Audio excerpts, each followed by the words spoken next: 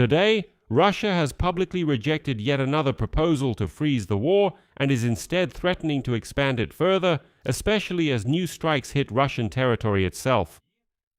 According to American President Donald Trump, these are merely a prelude to real peace negotiations. Today, on August 10, a Ukrainian drone struck Nizhnekamsk in Tatarstan. By morning, 13 people had been killed and another 39 wounded. This has already been called the deadliest attack on Russia in the past 2 years, and this is happening against the backdrop of two mutually exclusive pieces of news. The Atlantic, citing sources, reports that Donald Trump views Ukrainian strikes on Russia as a prelude to negotiations, just as he viewed bombings in the case of Iran, like we need to bomb Russia a little more, and Vladimir Putin will definitely agree to negotiations. At the same time, Russian Deputy Foreign Minister Mikhail Galuzin stated that there will be no freeze in hostilities. And Russia is ready to fight for a long, grueling time until it achieves goals that I think even Vladimir Putin himself no longer understands. In this episode, we will analyze both sides and try to understand whether this is a bluff from Moscow or reality, a real willingness to fight for a very, very long time. My name is Alexei Pechi. It's August 10th. Let's go over the latest news together. But before we start, please subscribe to this YouTube channel, like this episode, and leave any comment under this video.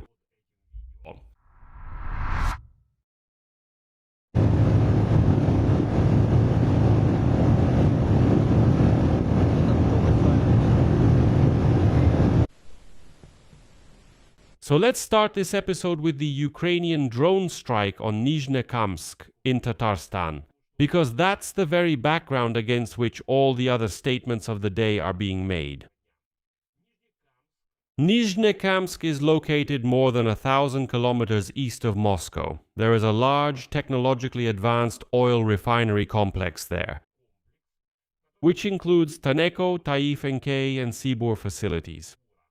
A video that has spread on social media shows a large fire and plumes of smoke in an area that, let me put it this way, looks like the characteristic towers of an oil refinery. I think we'll learn more about the extent of the damage a little later, when clear satellite images become available. This is not the first attack on this particular complex. On July 8 and June 12, it was also targeted by Ukrainian drones. Overall, Ukraine has been striking Russian oil facilities with long-range drones almost daily in recent months, and this campaign has caused a fuel shortage across all of Russia. It hit oil refining and at least somewhat alarmed Russian society. The president of Ukraine, Volodymyr Zelensky, calls this a campaign aimed at forcing Vladimir Putin to come to the negotiating table and stop the more than 4-year full-scale invasion of Ukraine by feral Russians. And in this vein, The Atlantic is publishing an article today that reveals new, previously undisclosed details. According to sources from The Atlantic, the United States is providing Ukraine with intelligence, including data for strikes on Russian troop positions in Ukraine and on energy infrastructure facilities inside Russia itself.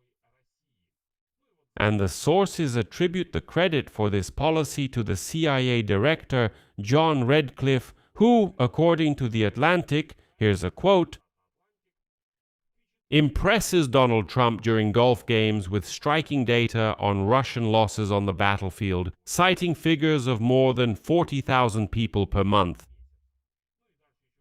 And then there's another quote from a Western intelligence official explaining John Redcliffe's logic: Trump doesn't like losers.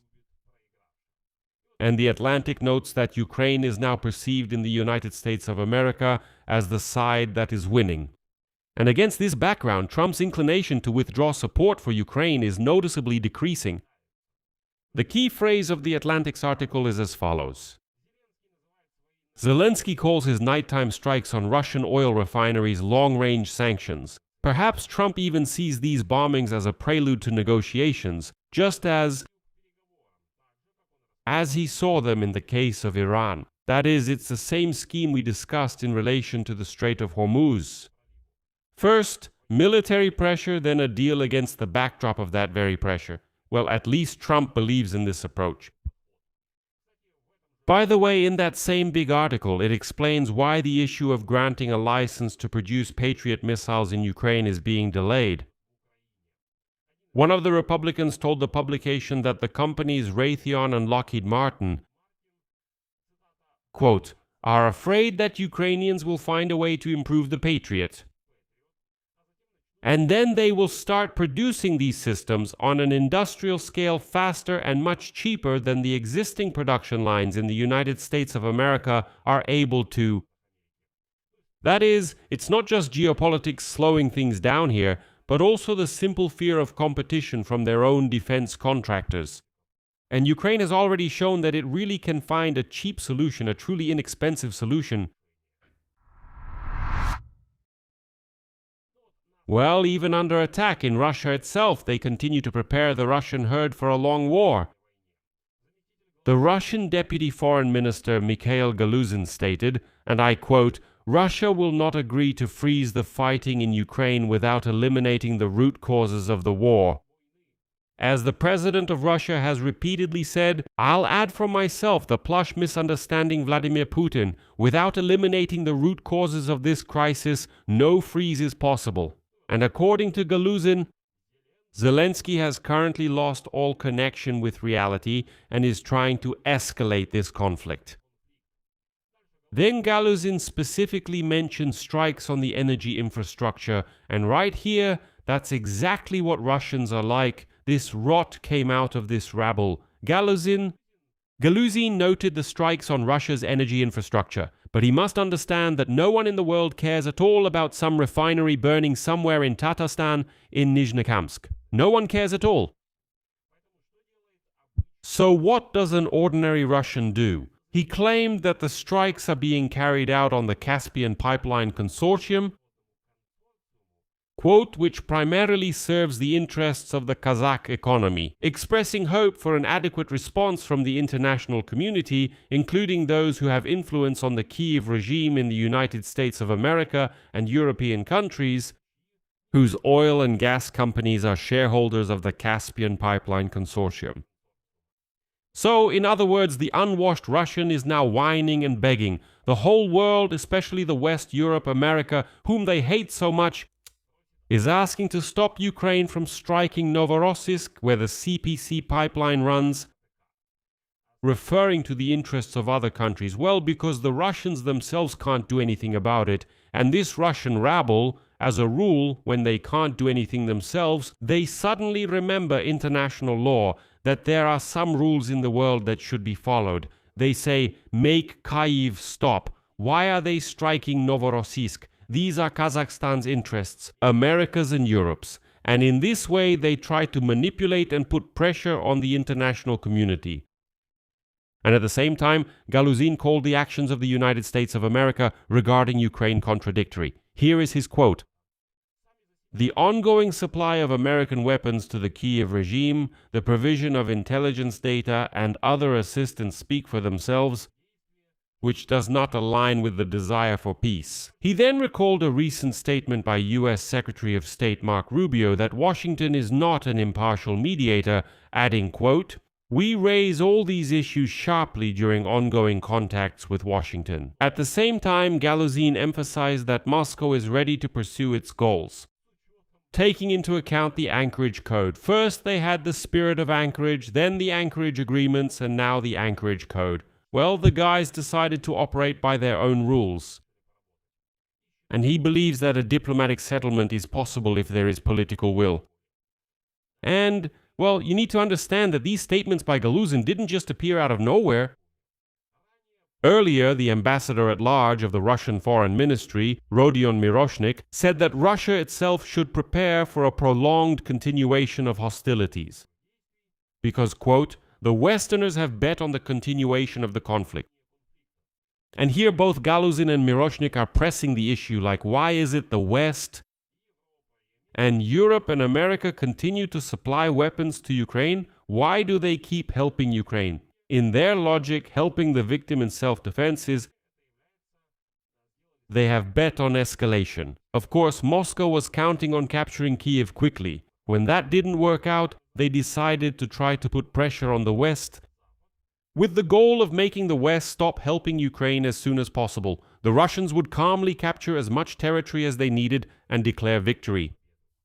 It didn't work out, the West continues to help. So once again, the logic of the Russians is that if the victim is being helped in this war, they don't let the aggressor capture Ukraine, then it means that everyone who helps the victim is betting on escalation. So look, don't get it twisted. Moreover, Russian Foreign Minister Sergei Lavrov confirmed at the beginning of July that Moscow intends to wage war until the goals set by Vladimir Putin back in June 2024 are achieved. This means the complete surrender by Ukraine of Donbas, Zaporizhia and Kherson regions, recognition of these regions and Crimea as Russian, giving up plans to join NATO, demilitarization and denazification. Well, in short, the Kremlin still doesn't understand that these are unattainable goals, but they're ready to send hundreds and thousands to their deaths. Hundreds and thousands, I would say, of ordinary Russians for the sake of the maniac Vladimir Putin's illusion. But you know, in this context, today on this YouTube channel, we will also talk with you about events in the Middle East. And I noticed one very important detail. And it applies to the Kremlin as well, not just to Tehran. The fact is, it's absolutely beneficial for Moscow to continue this war for as long as possible. And in particular, it's beneficial for the Putin regime. Why? Because as long as the war continues, everything can be blamed on the war. As soon as the war ends, they'll have to deal with all the problems. They'll have to repair those oil refineries. And when there's no war, it'll be harder to explain to the unwashed Russians why there's inflation in the country, why there's a collapse, why the economy is falling apart, why China has taken over the Russian economy, why Western businesses have completely pulled out of Russia, why the ruble is being artificially supported, and so on. So all of this will have to be explained, all of this will have to be fixed, adjusted, restored. When there is no war, it will be hard to explain this. While the war is going on, you can still blame it on Ukraine. You can say it's Ukraine attacking, bombing Wildberries, so Ukraine is to blame for everything. And the Russian herd believes it. They say, oh yeah, it's Ukraine carrying out the bombings. For example, you've already seen the news about Wildberries that suddenly, in some strange way, the goods that supposedly burned started appearing on AliExpress. And Russian entrepreneurs are already tearing their hair out saying, what's going on here? We were told that everything burned down. It turns out that Wildberries is now simply reselling whatever didn't burn on AliExpress. It turned out that Russians are just being scammed from all sides. When the war ends, they won't be able to pull this off anymore, because there won't be any excuse left to point to. And that's why Putin's people are ready to keep fighting. Well, guys, every day Wildberries warehouses are burning. But what did I see today? 222, have you visited AliExpress lately? You should, guys. Come on, I'll show you. Let's go to AliExpress. In the search, we type our brand. My brand is Levita, then add dress. What do we see? All our tops. Well, not all of them. Almost all of them burned down. The price is inflated. The rating is lowered. The stock quantity is filled in. I'll tell you even more. When you open it, even all the sizes are listed. So the full quantity is all listed. What's going on? Guys, what the hell is this? My burned costumes from Electro Style are being sold on AliExpress. With my photos, with my reviews. So what does this mean? They didn't burn at all? It turns out they were taken away. Now someone is selling them there. What is this? What is this? I'm just in shock. Yeah. But here's the main question. Are all these statements from the Kremlin just a bluff, or is there really a willingness to keep fighting for years? Here, it's worth looking not at the rhetoric, but at what Russia is actually doing inside its so-called country to maintain this readiness. And the picture here is ambiguous. On the one hand, the Kremlin really does have a mechanism to supply the war with manpower without formally declaring mobilization. By August 2026, 56 Russian regions had introduced cash rewards for so-called contract soldier recruiters. A year ago, there were only 31 such regions. In other words, the regions pay money to those who recruit Russian men to go die in Ukraine. The sharpest increase is in, mind you, the subsidized Smolensk region, where bonuses for these recruiters, the contract hunters, have increased tenfold. Again, this is not for those who sign the contract. The money is paid to those who look for these dumb Ivans who will sign the contract and go die in Ukraine.